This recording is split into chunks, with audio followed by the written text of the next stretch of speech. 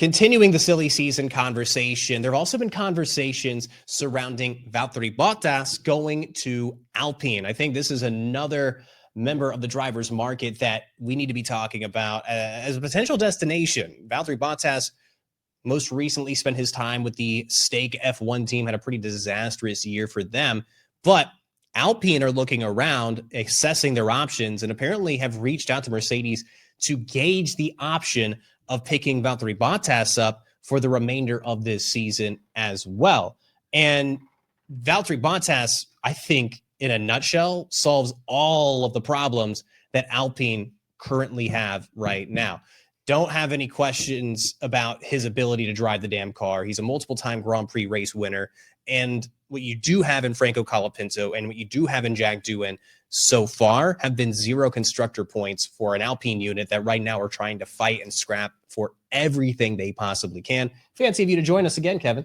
Obviously, life happens. You got to do a little bit of work, but just got to check on things. Got to check on things. How to check on things. We're all good, though. We're all good. Look, I don't think Bottas, in a nutshell, could be any worse than the lineup that they have right now. I think he's probably a lot more prepared. He's probably I would say he's probably taking the time off well.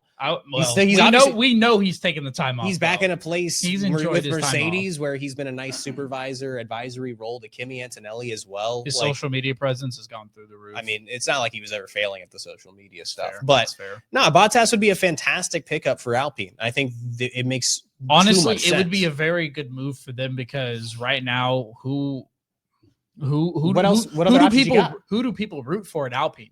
Pierre Gasly.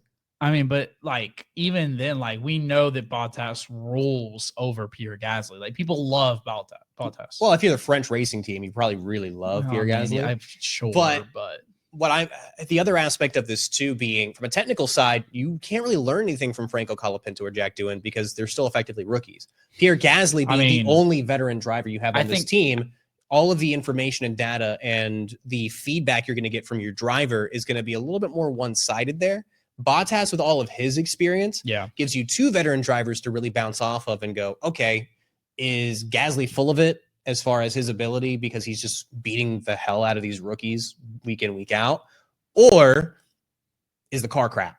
Or maybe is he underperforming? Right? You can start to ask some more questions about Pierre Gasly. A little bit of everything, to be honest. I think that's something look, Alpine are a mess. We know that. I think that's something that we haven't done a good job at. Is we were all over this Jack Doohan situation when it happened.